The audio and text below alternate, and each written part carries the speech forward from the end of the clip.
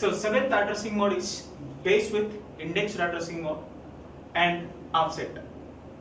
That means this addressing mode I can call like this, base indexed addressing mode with offset. Or sometimes the same thing I can call as base indexed addressing mode with the displacement value. Displacement. Both are same. Or instead of that, I can go and write constant also. Constant. So what this seventh addressing mode is? Base with index and offset addressing mode, or I can call as base with index and displacement addressing mode, or base with index and constant addressing mode. So whichever is easy for you, you can just follow that one. But you have to remember, so any one of this, right now I can say like this, base with index and offset addressing mode. So in this addressing mode related instructions, the address of the data was represented in the instruction operand field through the combination of CPU base and index registers along with displacement value or a constant value. That a displacement value or a constant value we can call as offset.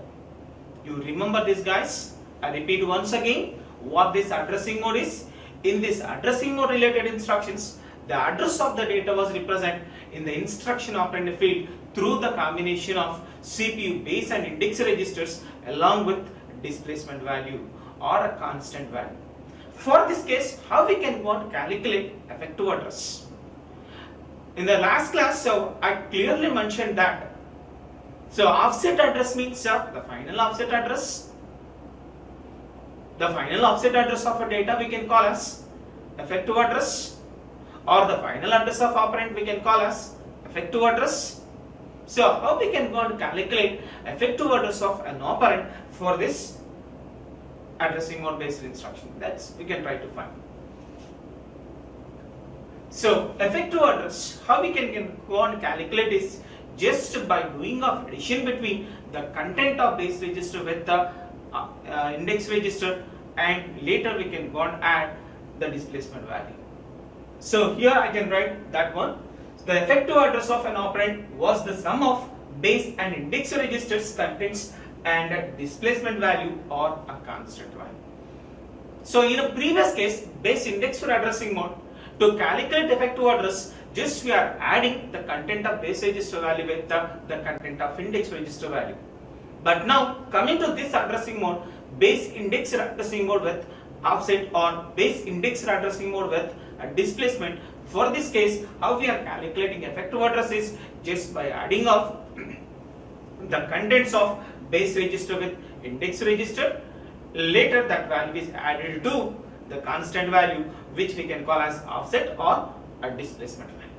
So see here, guys, this is the formula. Effective address A is equal to in brackets of Ri plus in brackets of Rj plus a displacement value.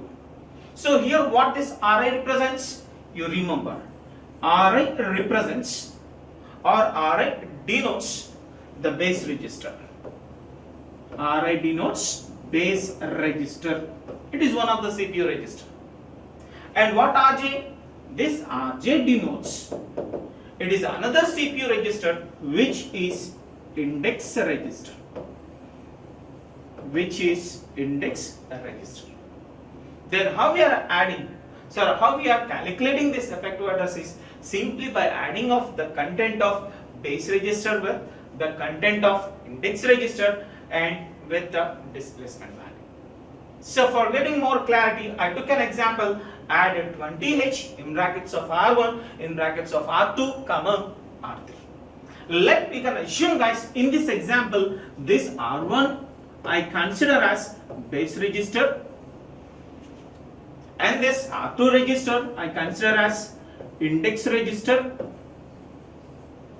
and this 20H consider as offset. 20H is offset. Then what is the meaning of this instruction? Add the content of CPU register R3 with the content of memory location. That location address here I am representing with base register, index register along with a displacement value or an offset value 20H. For more clarity, I took an example. For example, the content of register R1, let you can assume this is a 2000H, and the content of register R2 is equal to some 3000H, and here your offset address or simply offset is equal to 20H. Then effective address of your operand is equal to the content of R1, which is 2000H, plus the content of index register, which is R2, it is a 3000H, plus, and your offset value, it is a 20H. Then whole thing it is equal to 5020H. That means if you are assuming this is a memory, so this is our memory, this is that location 5020H. This location data is adding with the CPU register R3 content, the result again stored on to CPU register R3. That is the meaning of this particular example. I recollect once again what this base indexed addressing mode with the offset or base indexed addressing mode with the displacement. In this addressing mode related instructions, the address of the data was represented in the instruction operand field through the combination of base register, index register, and then displacement value. I hope you understand what this particular addressing mode is. Next, I shifted to 8th addressing mode, which is a relative addressing mode. So, relative addressing mode. One thing I can tell you about this particular addressing mode is it is somewhat the same as indexed addressing mode. In indexed addressing mode, what we are trying to do is, in case of indexed addressing mode or related instructions, the offset address or the address of a data was represented in the instruction operand field through the combination of a CPU register and a displacement value or a constant value. But coming to this relative, only the small modification is instead of using the CPU register, just go and replace it with the help of program counter PC. I can say about this addressing mode is like this. In this relative addressing mode related instructions, the address of operand was represented in the instruction operand field through the combination of a program counter PC and a displacement value or a constant value or an offset. So that we have to remember.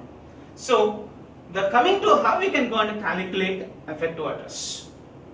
How we can go and calculate effective address? In case of indexed addressing mode, this effective address we are calculating with adding of a constant value or displacement value to some CPU register content. So coming to relative, what I can say, in relative addressing mode, instead of using as one of the CPU register, one of the general purpose register of CPU, that can be replaced with the program counter PC.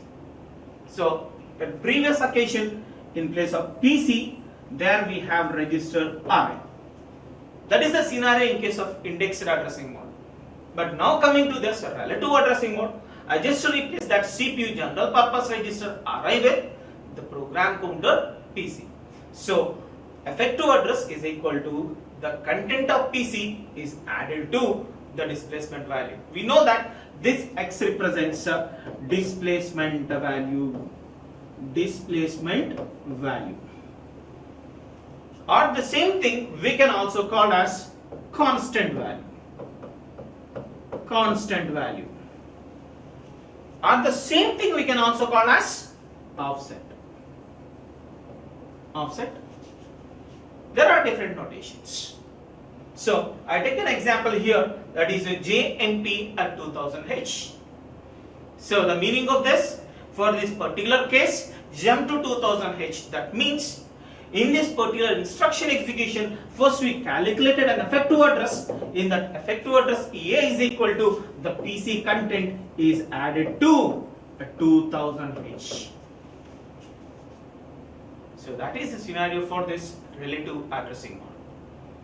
Once again, I'll tell you about this relative addressing mode. It is same as indexed addressing mode. Only the difference, in case of indexed addressing mode, the operand address we represent in the instruction operand field through the combination of one of the CPU register, which is a general purpose register that was added to the displacement value. Now coming to this relative addressing mode. In this addressing mode related instructions, the address of a data was represented in the instruction operand field through the combination of program counter PC and then a displacement value. So only the difference between this and indexed addressing mode is there we are using GPR, that is general purpose register, to hold a part of offset address of a data, but now here that can be replaced with program counter PC. That is only the difference. Right. Next, I shifted to the last but one addressing mode, which is auto increment addressing mode. What is auto increment addressing mode? So this auto increment addressing mode and next one is auto decrement addressing modes. Basically, these are two addressing mode related instructions are used to access the data elements from an array or a list. In that particular case, I took the help of this. So the name itself indicates it is auto increment addressing mode. In this addressing mode related instructions, how we are calculating effective address? So the effective address for this addressing mode related instructions is just the content of a CPU register. What are the CPU register we can place in the instruction operand field that can hold the offset address of a data, which we can call as effective address of a data. Fine. Once you are accessing the data from that register specified location, we can simply increment the content of that register itself. That's the meaning of auto increment. I'll give you an example for you. For example, this is a list of elements which are stored in a continuous memory locations from a 2000H onwards. So the next element was present in 2001H. The next element was exist on 2002H. In the last class, I clearly told you that in a systems, the numbers are always used hexadecimal notation. You remember that. For example, first I access this data from this location. For example, I took an example. My example is this: add in brackets of R1 plus comma R2. So the meaning of that, for example, that R1 value is 2000H. This is the memory. So memory have these locations. This is an address of 2000H. This is a 2001H, and this is a 2002H, and so on. The meaning of this particular instruction is go and add the content of our CPU register R2 with R1 specified location data. What R1 specifies? R1 specifies a 2000H. Right? After adding of these are two elements, the result can be stored onto register R2. Thereafter, automatically the content of R1 goes to point the next element which was present in 2001. So just you can assume, guys, your R2 value is some 3000H and this 2000H value is some 2050H. Then by execution of this instruction, your 2050H, that is the content that can access it from the location 2000, which can be pointed by register R1, that is added to R2 value. R2 value is nothing but 3000H. Then the final sum is 5050H. This goes to register R2. At the same time, your R1 value incremented by 1. Previous case, what's the value of R1? R1 is a 2000. Now, after execution of this, your R1 value can be incremented to the next value, which is 2001H. So here there are two things that happened. One thing is doing of a specific operation. After that, I can increment the pointer value to the next location. The next location is if it is a plus symbol, that means it is auto increment. It means it will go for the next higher order location. That's the meaning of this. I hope you understand what was the meaning of auto increment addressing mode. So the last one is, it is similar to this auto increment addressing mode, only the difference is instead of doing incrementation, then we can go and use auto decrementation. So that is also you can go and check it. So auto decrement addressing mode. In this addressing mode related instruction, how I can calculate effective addresses? The effective address of an operand is again nothing but the content of a register. There is no doubt at all. Once you are accessing a data from that specified location, automatically that register content can be decremented by 1. But in previous case, it can be incremented by 1. Now it can be decremented by 1. So that is only the difference. So if I take an example for this, it is like this. It is like this, add minus in brackets of R1 comma R2. Again I take an example for this. Here also R1 value is some 2052H, R2 value is some 3000H. In the execution of add minus of in brackets of R1 comma R2, what happens is, this is the memory. Let you can assume this is a memory. This is a location address 2000. This is a 2001H. This is a 2002H, and so on. Right now your R1 holds the value, 2050, 2051, 2052 guys. Yes. Your R1 holds 2052 location. That means this is an address held in registered R1. This location have a value some 3000H. Let you can assume that.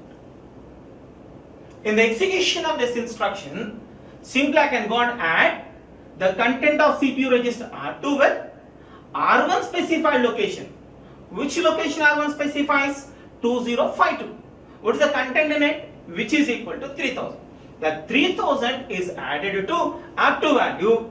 That value was again a 3000. It is like this. So R1 specified location data is again a 3000. In the instruction execution, it is the two numbers are added. Our result is 6000H. This 6000H again goes to the CPU register R2. At the same time, what happens is, this register R1 content decrement by 1. What is the value of R1? 2052. After execution of this, your R1 value changes to 2051H. This is the thing that can be happens in the execution of this particular instruction.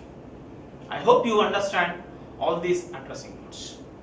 There are total, I discussed 10 different addressing modes, like immediate addressing mode, direct addressing mode, register addressing mode, register indirect addressing mode, indexed addressing mode, base indexed addressing mode, base indexed addressing mode with the offset, relative addressing mode, auto increment, auto decrement. These are the different addressing modes we frequently observed in different processors as well as different controllers. So one thing you have to remember, friends, each and every instruction of any CPU, definitely it will belongs to certain addressing mode. I already told you why we have an addressing modes. The addressing modes gives a flexibility to user to implement an application program in different ways. So I hope you understand the addressing modes concept. Thank you for patient listening. Thank you guys.